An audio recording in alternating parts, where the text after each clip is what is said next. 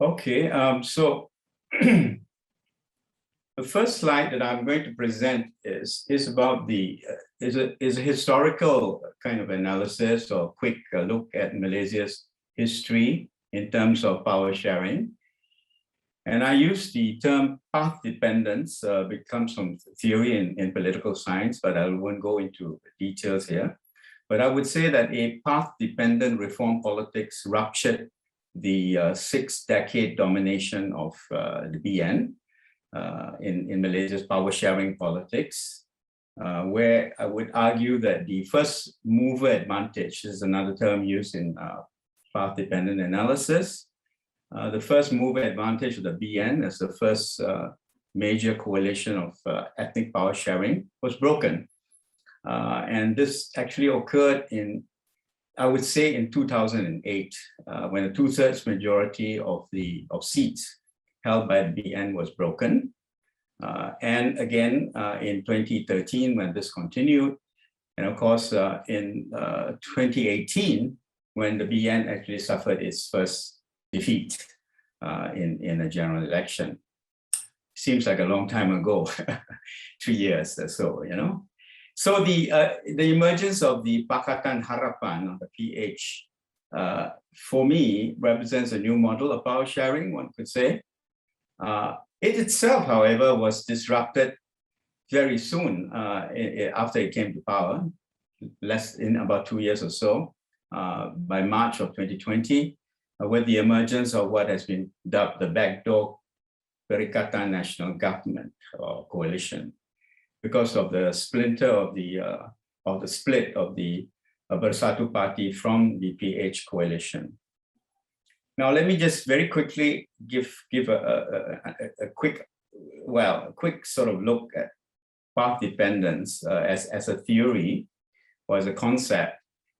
And it's stated in my book here, but just to repeat that point, further steps along a particular path will tend to increase returns on that path when institutional structures, political and economic programs continue to increase or to valorize that particular path. So that's the basic theory. And I would argue that it was reform politics that was behind the rupture of the reform of our political structures, reform of our very sometimes undemocratic, some would say, system. That was the kind of drive that caused the change in 2008, and of course in 2018. And specifically, the agenda of PH was to combat corruption, symbolized by the 1MDB scandal, as its major plank of its campaign. But there were many other sort of reform issues that were already been sort of discussed and been part of that program for a very long period of time. So my lecture today focuses more on the system, which is called the electoral system of Malaysia, which is the first past the post-electoral system, which is a winner-take-all kind of system, which I would argue has basically been behind the BN's long domination of politics, right? And why it did why did it take the ruling coalition 6 decades, the new ruling coalition 6 decades or so to emerge? That's the first sort of question. Then the more deeper question I want to sort of address is what sort of steps could be taken and what have been actually proposed to take us on the road to electoral reform towards a more democratic power sharing model for Malaysia, which would be inclusive of the kinds of demands that are coming across from the Borneo states, Sarawak and Sabah. Okay, let me move on to the next slide. This was the election that made a major change. As you can see, it was a razor-thin majority of only about 45.6 or 45.7% of the popular vote that won the election for the PH. So you don't really need a majority of votes in this system, right? The first past the post system to win an election. This time it benefited the PH because all the stars were in alignment. And the BN suffered its worst defeat ever, with only 33.7% of the votes. And you can see Warisan there, which is an important party to the PH Plus coalition, which helped to help it pass the finishing line. We'll talk about PAS later. You see PAS won a significant 16 point something percent. It continues to hold that kind of proportion of seats, right? Or that proportion of votes in Malaysia. And therefore, it's a very important player in Malaysia's power sharing politics. We'll get to those kinds of discussion later. Okay, let's move on. And now we move to the situation today. The situation today is essentially, here we go. What I call the post-Sheraton move situation, which is the March 1st, right? 2020 situation. It hasn't changed. Even with the new UMNO Prime Minister, the alignment of parties, the seats that are held remain the same, because there was a splinter of the PH party, a PH coalition, which saw Bersatu leave, and Bersatu remains there. And the PKR, which was part of the PH coalition, lost about 10 or so members, so they became Bersatu members. So the Bersatu has become a significant player now in the current politics. And we are not going into that today, but you can see the distribution of seats across Malaysia is very mixed. It's one might even say we are not anymore a two coalition or two-party system. We are a multi-party system. All right, so that's an interesting thing to look at. We can always come back to this table, this diagram. And here is just to show you the distribution. Is the diagram being blocked? I think I moved this to the side. Yeah. Okay, so here is the so hang on. Here's the government coalition. So you can see the distribution here, right? And if you look at it this way, it does look at UMNO is rather the strongest party here, particularly if you talk about UMNO and BN. Here's MCA, MIC, and so on. And even the GPS was part of the BN. So it is now the government in power, or the government is, or the party that's leading the government in power. Okay. And the significance of PAS here, very important.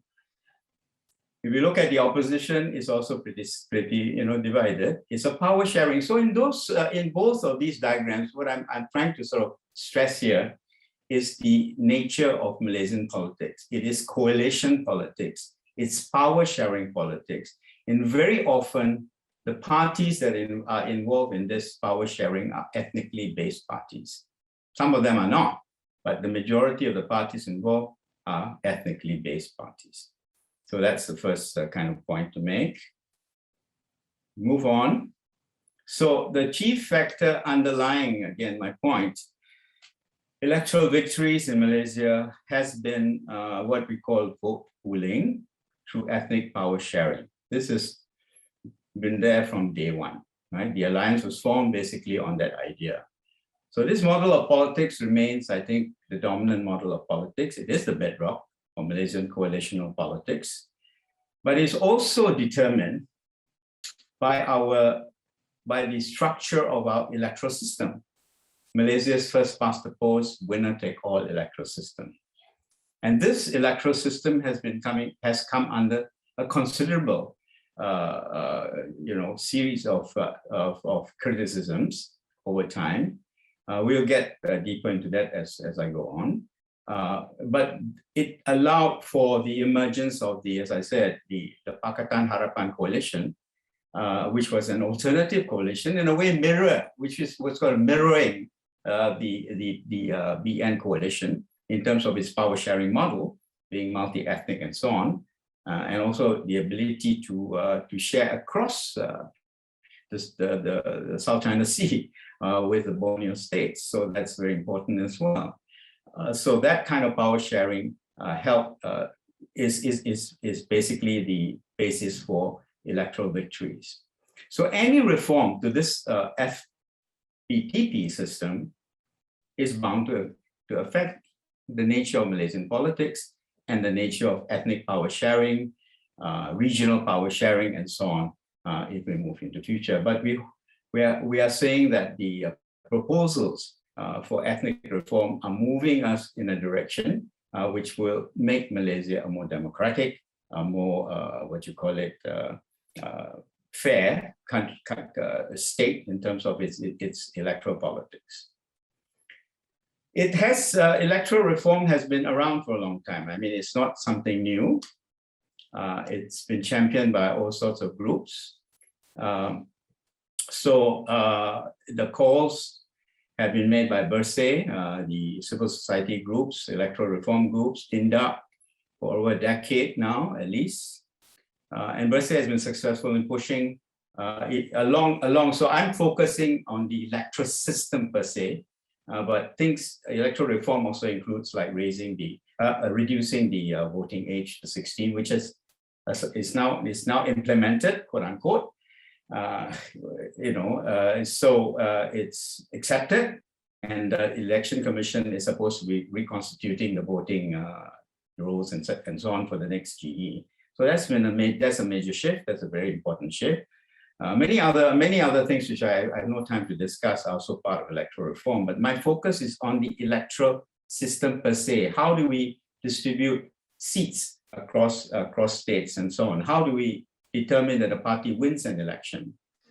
And some of the major criticisms have come from academics. I'll just cite one person here, Kai Otswal. He's a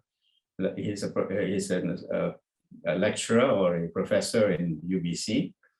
And he's pointed out that the BN managed to win 99 of the 112 smallest constituencies, while its rival PR, this is in the early election, took 13 of the same seats in winning the popular vote in 2013. You know that the PR, Pakatan Rakyat, which was the predecessor to the PH, actually won the popular vote, which means it got more than 50%. I think it was 51% almost, right?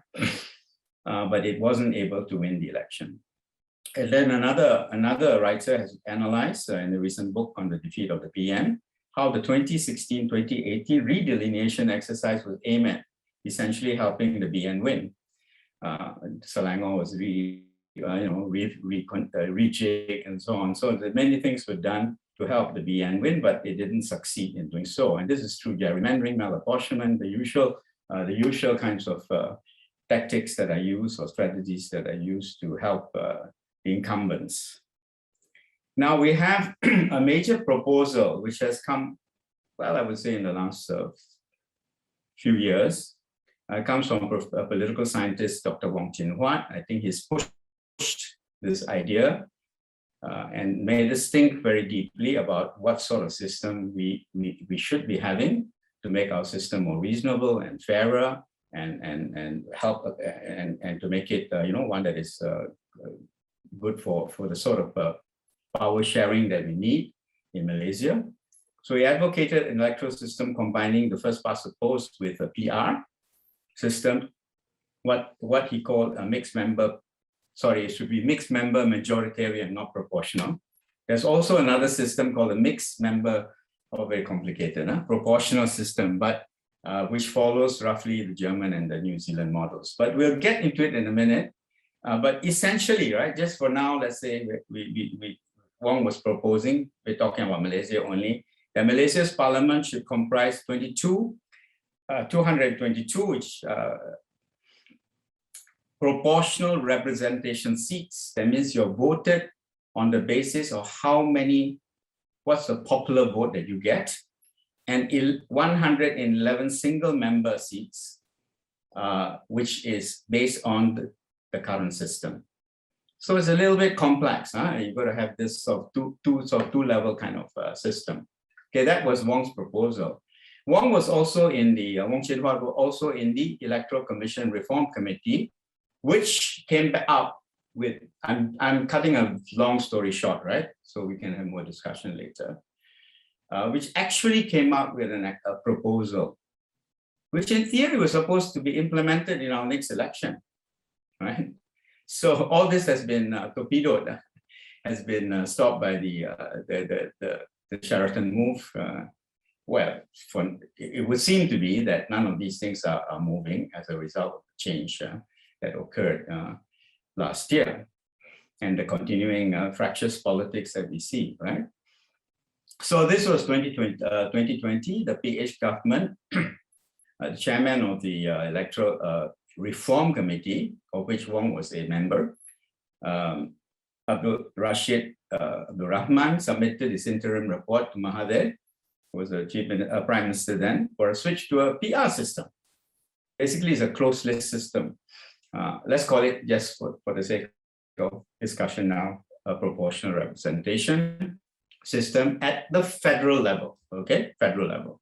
Nothing is done at the state level in this proposal. So the interim report actually supposedly was the outcome of a lot of consultations across the country. Mr. Rashid actually went to talk to a lot of different groups and so on, but whether he took all the considerations into account, we don't know, but eventually it came out with this.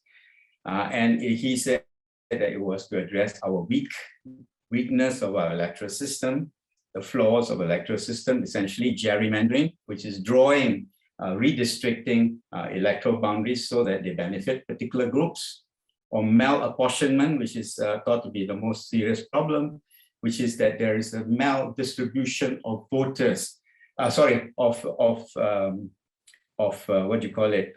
seats, doesn't quite jive with the proportion of voters, the population. And this has been used to favor usually the incumbent parties. So these two, these have been discussed at length by critics and by analysts. So he gave a very simple graphic, a very interesting, simple graphic to show this is the current system that we have. So if you are Mrs. A and you can actually win an election in the first past the post system by just winning 40% of the votes, right? Because you passed the post ahead of Mrs. B, who got 35%. And so, and Mr. C, and so Mr. C and Mr. B's votes don't count at all, right? At the end of the day, it's only Miss A, that wins the election. And if you were to translate it to the national level, you can win the whole election with 100, given our current system of 2-2, 139 seats just by winning 40% of the votes. Okay, so there was a nice explanation. So he says that with this system, even though the party or coalition does not win at least 50% of the vote, they can still form the government. As it has happened in Malaysia. In 1969, the BN won 44.3% of the votes. I thought it was 46, never mind. And in 2013, when BN won 47% of the votes, and in 2018, Pakatan Harapan only got 48% of the votes. Just now I showed you the figure, it's 45 plus the Warisan became 48. Okay, so you don't need a majority of the popular vote to win an election under the first past the post system. And that's the major flaw, says the ERC chairman. So let me have a sip of coconut juice. So the ERC publicly advanced the following. I'll just read it to you so we can all try to understand this and have a discussion. Single-member constituency plurality system will be replaced by a closed party list system. This means candidates are listed by each political party in order of priority, and each party will win the number of seats or constituencies corresponding to the popular votes won. The PR system will be implemented for the 222 parliamentary constituencies as listed in Article 46 of the Malaysian Constitution. No change there. The winning party or coalition of parties must thus secure at least 50% of the votes to form a government. A minimum threshold such as 5% of votes is required to win a seat. Suppose you're a small party, if you don't get anything like 5%, you don't get a seat. Effectively, the proposal will create national MMP, we'll figure that one out later, electoral system of two tiers, whether it is MMP or MMM, But basically, it will be an electoral system of 2 tiers with state level elections still under the old one. We can, in Sarawak, in Sabah, in Penang, and Selangor, we just carry on as usual. So people will get 2 votes. And a PR system in the federal level, at the federal level. So the proposal purportedly addresses the main flaw of the FFP system, disproportionality. We'll see whether it does or not. But that was the argument. So where he said, as he said, I already pointed this out, the BN one, this problem of not having a majority and still winning an election. So we basically have a distribution of seats according to what has already been determined in the Constitution. No change, right? So that is the advantage of this system. It's simplicity, right? It's using the same Article 46. It doesn't need a 2/3 majority in Parliament to change anything. Continue to have this, but then again, of course, if you were to implement this as reform, you will have to have a parliamentary vote on it. But essentially, it's a simpler one, which perhaps parliamentarians may be able to accept. These have already been explained to you, I think. The proposal effectively creates, for me, a mixed electoral system of 2 tiers with state level elections under the existing first past the post and a federal system, which is a closed party list system, right? Next. Now, there have been criticisms, needless to say. The simplicity of it can be criticized in that all states, regardless of population, now will retain their present number of parliamentary seats. So there's no addressing of the problem of interstate proportionality or disproportionality in terms of population. And then Thomas Phan, who is the chairperson of Berset, pointed out that the proposal still does not address the disproportionality among states, one point that I made.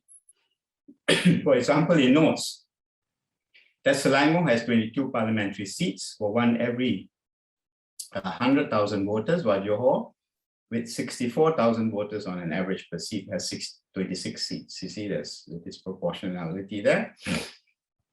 Phan proposes that the whole peninsula should be made one mega constituency, but perhaps given the special status of Sabah and Sarawak, they should be treated as separate districts.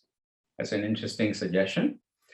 The fear has been expressed also that fringe parties, small groups, some people say hudud party could surface because if you win 5% of votes, you might be able to get a seat or two.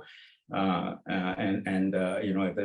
PR system allows for this kind of thing. Right? There are many other possible criticisms, but these are just the earlier ones. However, there are some clear potential benefits if we were to have this kind of reform. And here we can have more discussion. It implements more correctly, I would say, the cardinal principle of one person, one vote, one value, or POVOV, through strict proportionality of party lists. Mind you, only at the federal level, right? It doesn't do this at the state level, which remains the first past the post system, right? Because of that, it could also allow for a learning curve. As state level elections remain as first past the post, we find that the proportional representation system at the federal level is something that is good to follow. We're getting used to it, and it is producing the kinds of outcomes that we want. Then we can maybe in time to come switch the system, the state level system to a PR system or a mix. There are all kinds of possibilities, right? MMP, MMM, and so on at the state level as well. And then currently it's a simple PR system, not as complex as Wong's MMM or the MMP actually proposed by Maria Chin, which follows the New Zealand, I think, and the German models. So you still get your 2 votes, which is an advantage, which Malaysians are used to. So maybe that's, it's good that way. A possible positive consequence of the PR system is the elimination of vote banks, such as the Felder seats, which are huge, vote bank usually favoring the incumbent. In the past, it's been UMNO. And winning the Felder seats would usually mean you will win the federal, you will win the Peninsular Malaysia elections. But so this breaks this kind of grip because you have to win proportionally. The number of, you win your seats according to the proportion of votes you get, not by first past the post.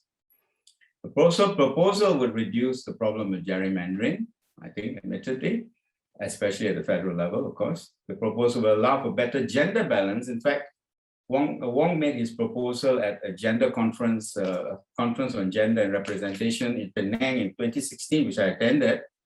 It was his first public presentation of why you can then try to reach the quota of 30% of women if you have a PR system or a mix or a system which allows for women to be put ahead of men in the list. So there are many possibilities of it allowing for a better gender balance. Malaysia now only about 14-15% of women in parliament, right? Finally, the system could, in theory, steer Malaysia towards a moderate, less ethnically biased, and what political scientists call a centripetal system, as opposed to a centrifugal system of electoral outcomes. Everything moves more to the center, into a more moderate kind of politics, as opposed to extreme kinds of politics. This idea of centripetalism is from Benjamin Riley, one of the theorists of electoral reform, and therefore it would allow for more progressive politics. And that's why I presume civil society groups have been championing the cause of electoral reform. So for me, I think what this raises, the idea of electoral reform, of course, is a good thing. We should be thinking about this and how we can move Malaysia forward democratically and electorally. But of course, it poses a lot of questions. So it raises a lot of questions, and I will just pose a few here. And then we can, I think will give us some time to get into Q&A. And I'm finishing slightly ahead of my time, which is good. So our post-GE14 politics after the Sheraton move has actually seen a very, very fluid and some would say unstable politics, where we are so used to the idea of two coalitions, or is one dominant coalition and at least an opposition coalition there, but that kind of politics seems to have dissipated. It's very, very fluid now. Everything is changing. So that raises a kind of question, is electoral reform going to help this or not? And because the Malaysian political landscape has changed quite drastically, would this electoral kind of suggest the change of a system like is being proposed? Would it be a positive or negative development? So I'm posing that question. We can have further discussion on this. Would changing the first past the post system to a mixed system as proposed by ERC bring about more stable, which is the same question really, multi-ethnic and more regionally, but focus now on more regionally empowered power sharing politics. How would this help? Can it help? Particularly when we're talking of Sabah and Sarawak, the presumption is that it is moving towards a more proportional system, but as Thomas Pham proposes, if you can tweak the system so that it allows for some of the advantages of overpopulate, the population being very large on the peninsular side vis-a-vis the Borneo State side, you can tweak it in such that you balance those factors. Anyway, we can discuss that further. And would the new electoral system address, as I said, the point MA16 concerns, and then the issue of a more enlightened federalism? What will it do to our state system, in terms of politics and so on? Actually, interestingly, what has been proposed by the ERC chairman, I don't know even if he still holds the post, is that the state level politics remain the same. So the first past the post system remains there. It's the federal system that changes. So maybe it won't really affect state politics that much. The imperative is for more centripetal electoral design. The kind of shape that it will take as of now, of course, it is a fairly easy to understand thing, but it remains moot whether, given the current fractious politics that we have,